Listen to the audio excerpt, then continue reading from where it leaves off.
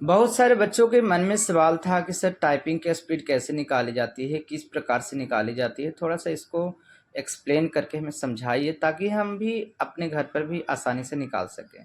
तो देखिए बच्चों, इसके लिए हम आपको बिल्कुल आसानी से एक्सेल की शीट पे समझाने का प्रयास करते हैं कि आप कैरेक्टर बाई कैसे निकाल सकते हैं। तो आइए हम मिलते हैं। तो आप ये देख रहे हैं कि हमने यहाँ पे कुछ डेटा बना रखी है बच्चों। इसमें आपको टोटल जो कैरेक्टर है 1824 लिखी गई है। जैसे आप किसी टेस्ट एग्जाम दे रहे हैं जिसमें आपने जो टोटल कैरेक्टर टाइप किया है वो है 1824। टोटल वर्ड कैसे काउंट करना, ठीक है? तो टोटल वर्ड अगर हम बता दें तो आपको 5 कैरेक्टर बराबर आपको एक वर्ड मानी जाती है। कहीं कहीं किसी एग्जाम में ऐसा भी हो सकता है कि आपको वर्ड बाई वर्ड लिया जाएगा। अब मान कर चलते हैं कि 5 कैरेक्टर क्या हो गया। जैसे हमने यहाँ एक लिखा कंप्यूटर, तो कंप्यूटर ईज अगर हमने लिखा तो कंप्यूटर 8 और ईज जो है हमारा 2 हो गया। टोटल 10 कैरेक्टर हो गए।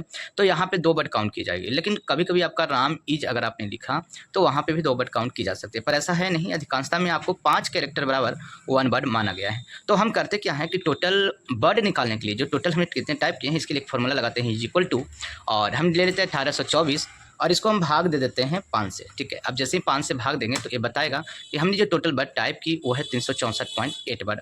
अब रह गई कि ये जो वर्ड है इसमें अगर हमको पता करना हो कि कितने टाइम में आपने जो है कि एग्ज़ाम दिया है, ठीक है? मान करके चलते हैं जनरली आपका 10 मिनट का अगर टेस्ट हो रही है या 5 मिनट का हो रही है तो उसके अकॉर्डिंग आप निकाल सकते हैं। मान लेते हैं हमारे 10 मिनट का बेल्टॉन की एग्ज़ाम में चल रही है, हम 10 मिनट का ही एवरेज लेकर के चलते हैं।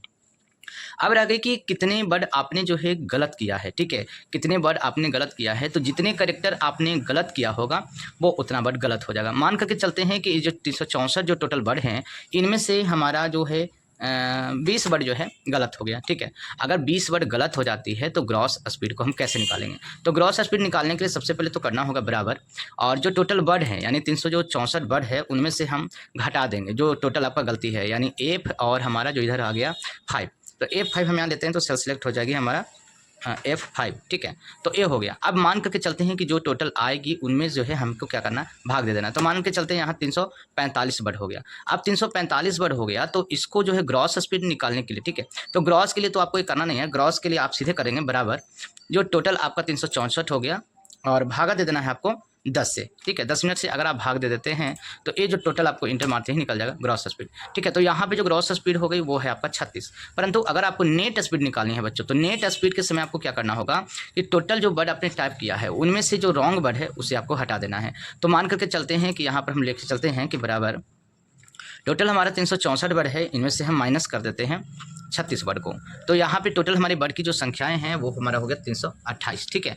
तो अब हमको 328 पर ही निकालने हैं कि कितना देर में आपने टाइपिंग किया है। तो हमने लिख दिया बराबर, और टोटल हमने वर्ड काउंट कर लिया, यहाँ ओरिजिनल हमारा हो गया 328 और हमने भाग दे दिया 10 मिनट से, क्योंकि जो जितना मिनट का आप एग्जाम देंगे आपको भाग उतने ही से करना है, ठीक है? अगर आप 8 मिनट देंगे तो 8 मिनट से कर लेंगे।